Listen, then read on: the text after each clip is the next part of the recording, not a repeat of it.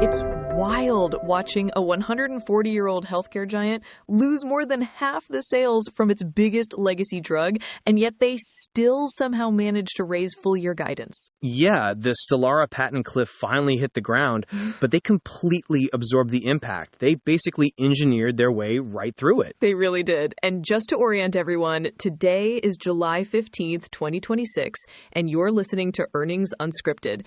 We're looking at Johnson & Johnson's second quarter, ticker JNJ.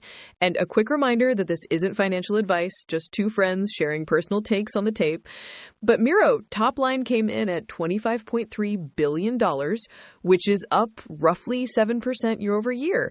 Adjusted earnings beat expectations too, so things look solid. Very solid, but the market didn't exactly throw a parade for them today.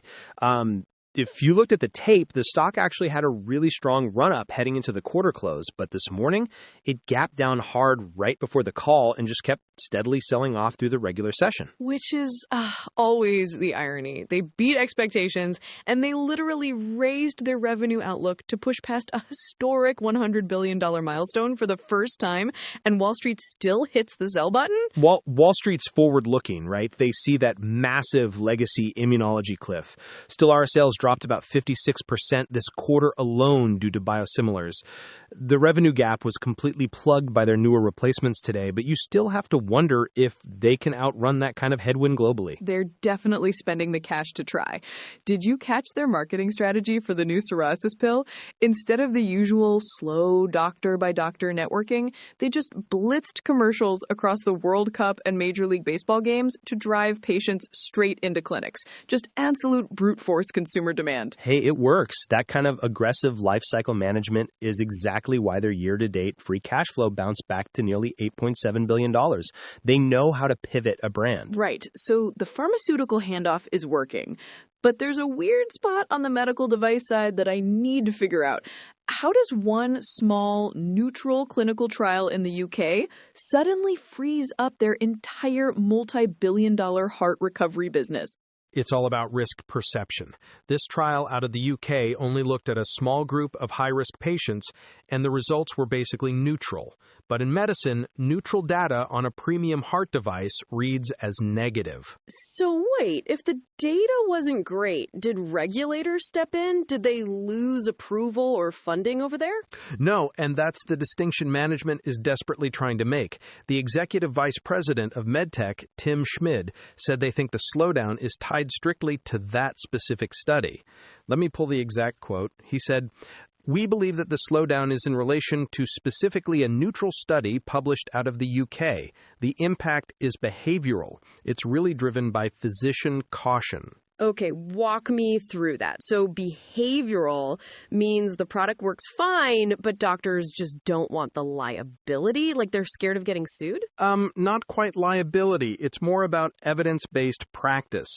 A structural problem would be if a hospital system banned the device or an insurance provider refused to pay for it. The structural access hasn't changed a bit. It's strictly behavioral because the doctors themselves read the neutral UK data and individually decided to pause and wait for better proof. Oh, wow. That's fascinating. So there's no actual wall stopping them from using the devices. It's entirely in their heads. Exactly. But it was still enough to push Abiomed sales down 2% year over year, which is painful for a growth engine they paid billions to acquire. Yeah, so how do they fix that? Do they just take the doctors out to nicer dinners? I mean, probably, but they really have to wait for their massive Protect 4 IV data drop to arrive in 2027 to prove the device works definitively.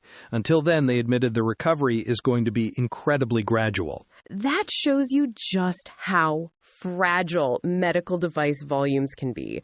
One localized data point can completely alter global usage. Right, and it isn't their only regional headache. They're also dealing with severe volume-based procurement out in China. Remind me what that actually means on the ground. Volume-based procurement, is that just the government bulk buying to force prices down? Pretty much. The state buys in massive quantities, but they squeeze suppliers so hard on price that it craters margins.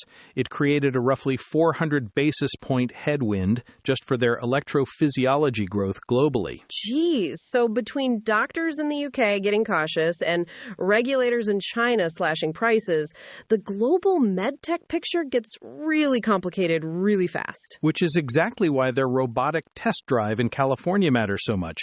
They have to manufacture confidence elsewhere to offset these drags. Oh, for OTTAVA, the new surgical robot. Yeah, it's going up against entrenched monopolies, so instead of just presenting slide decks, they brought roughly 70 world-renowned surgeons to a facility to physically test drive the robotic arms themselves. That's brilliant! Stop talking and just let them play with the toys. Right, and Schmid actually mentioned this on the call too. He said, quote, "Seeing the looks on their faces, the feedback we received gives me even more confidence that we have a device that will absolutely compete against the current incumbent." I love that. Seeing the looks on their faces. You don't usually get that kind of visceral human detail in a quarterly update. No, you usually get, "We remain optimistic about our clinical pathways." Right, exactly. It makes you wonder, though, if they're fighting battles on this many fronts, from biosimilars to Chinese pricing to cautious doctors, how much longer they can keep pulling these guidance rabbits out of the hat. It's less a magic trick and more just the sheer brute force of diversification. When one segment stalls, they just lean on the other 20-something platforms generating $1 billion a year. Management seems incredibly confident about it, too, because they actually bumped up their full-year outlook. Okay, so the guide is officially going up. Does that mean we're finally looking at that historic $100 billion annual revenue milestone they've been teasing? Absolutely. They nudged the full-year sales midpoint up to $101.1 billion. But there's a structural oddity you've got to watch out for in the back half of the year. Of course there's an oddity. Let me guess, some kind of accounting quirk? Pretty much. The corporate calendar has an extra financial week in it this year. That naturally inflates the fourth quarter. But even stripping that noise out, they still boosted their adjusted earnings range, guiding somewhere between $11.50 and $11.65 a share. Which completely tracks with what we talked about a few months ago.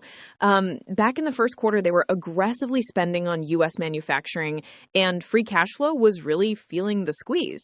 Now they're driving earnings up and forecasting better operating margins.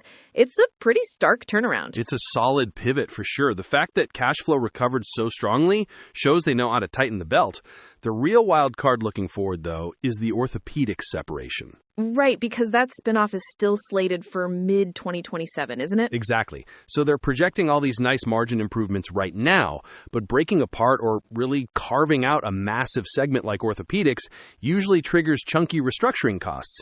We'll really need to watch how much that drags on efficiency as we get closer to next year. So basically, don't let the shiny robotics tests and rapid drug launches totally distract you from the looming corporate divorce.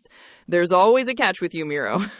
We'll definitely keep a close eye on those cash lines. Always a pleasure. Catch you next time. If you want to make these quick corporate deep dives part of your weekly habit, just tap follow on whatever player you're using. And as a quick transparency check, both of our voices and this whole script run completely on AI, letting us turn JNJ's massive morning data dump into a finished podcast the very same day. We'd love to get your feedback or grab your ticker requests, so drop a note to earningsunscripted@datamadness.ca or find us on X via the link in the show notes. See you next quarter.